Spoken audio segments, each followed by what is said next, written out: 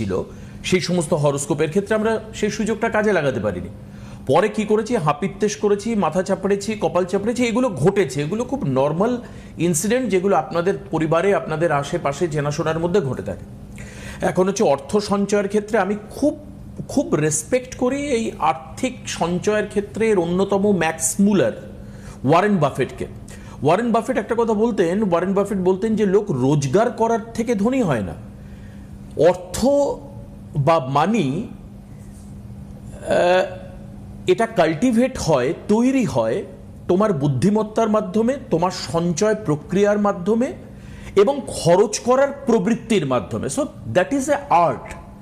এই আর্ট যদি তোমার না থাকে, তুমি প্রচুর টাকা রোজগার করো, তুমি ধনী মানুষ নাও হতে পারো। তবে প্রচুর টাকা রোজগার করতে গেলে যেটা দরকার সেটা হচ্ছে সঠিক সময়কে কাজে লাগানো। আজকে সেই সঠিক সময়, সঠিক যোগ, সেই বিষয়ে আমরা কথা বলবো। সামনেই অক্ষয় তৃতীয়া রয়েছে। অক্ষয় তৃতীয়াতে এই ধরনের ধনযোগ তৈরি হবে কি না, তৈরি হলো কতটা হবে, কোন রাশির ক্ষেত্রে হবে, কারা কারা বেনিফিটেড হবেন ইত্যাদি বিষয় আমরা জানবো সন্দীপের থেকে। অন্যতম জ্যোতিষ প্রাজ্ঞ বিশারদ সন্দীপ শাস্ত্রী আমার সঙ্গে উপস্থিত রয়েছেন। সন্দীপকে স্বাগত জানাই অনুষ্ঠানে। অনেক ধন্যবাদ তোমাকে। প্রথমে জানাবো সকল গুরুজন সিদ্ধিদাতা শ্রী গণেশকে প্রণাম।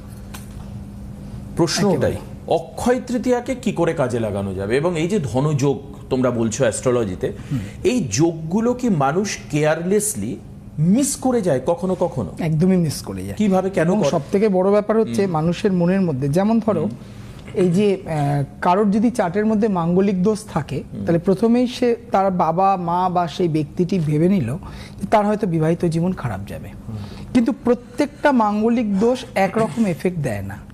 প্রত্যেকটা মানে একটা পূর্ণ জীবিত মানুষ, যারা আমাদের গড় আয়ু যেটা হচ্ছে ভারতবর্ষের 70 বা 72, সেই বছর বয়স পর্যন্ত যদি বাঁচেন এবং ঠিকঠাক সময় যদি তারা 7.5 পান, তাহলে 3 বার 7.5 এফেক্টস পাচ্ছেন জীবনে। তাহলে 3 বার 7.5 তাকে কিন্তু একই রকম ফল দেবে না। ঠিক সেই রকমই এই যে যোগগুলো, অক্ষয় তৃতীয়া মানেই বা ধনতেরাস মানেই লোকে ভাবছে আমাকে সোনা কিনতে হবে, রূপো কিনতে হবে, তাহলে আমার বাড়িতে মা লক্ষ্মীর প্রবেশ হবে, অর্থের আগমন হবে, অর্থের সমাগম ঘটবে। তা কিন্তু নয়। একমাত্র সোনা রূপো ছাড়াও কিন্তু আমরা অর্থের সমাগম ঘটাতে পারি, কারণ বর্তমান সময়, বর্তমান পরিস্থিতিতে এই অর্থের সঞ্চারটা ভীষণভাবে প্রয়োজন। সেখান থেকে দাঁড়িয়ে কিছু রেস্ট্রিকশনস, কিছু নিয়মাবলী এবং তার সাথে কিছু বিধিনিষেধ পালন যদি আমি করতে পারি, তাহলে আমার বাড়িতে অর্থের সমাগম ঘটতে পারে। ওভারঅল দেখুন, একটা ছোট্ট প্রোগ্রাম যেখানে আমি আপনাদের ফোন অ্যাটেন্ড করছি এবং সেখান থেকে দাঁড়িয়ে প্রেডিকশান দেওয়া হচ্ছে, সেখানে দাঁড়িয়ে তো আমি 12টা রাশি নিয়ে একটা দিনেই আলোচনা করতে পারবো না। কিন্তু আমি এমন কিছু আলোচনা করব যেটা 12টা রাশির মানুষই কিন্তু উপকৃত হতে পারেন, তারা যদি ফলো করতে পারেন। যেমন এই যে ধনতেরাস, এবারে তো 19 তারিখে পড়েছে, 19শে এপ্রিল রবিবার, এবং 20 তারিখ সেটা ছাড়ছে অক্ষয় তৃতীয়া।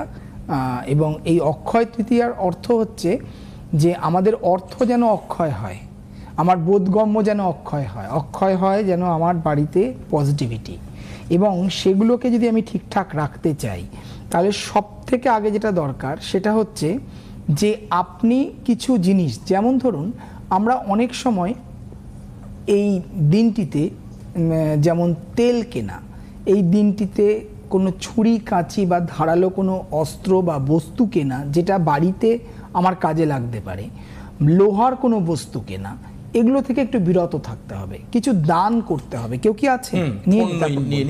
আপনারা কিন্তু এই যে সন্দীপের যে গাইডলাইন, এটাকে পারলে নোট ডাউন করুন 1, 2, 3, 4 করে, তাহলে সেগুলোকে ফলো করলেই আমরা খানিকটা এগিয়ে যেতে পারবো আমাদের লক্ষ্যে।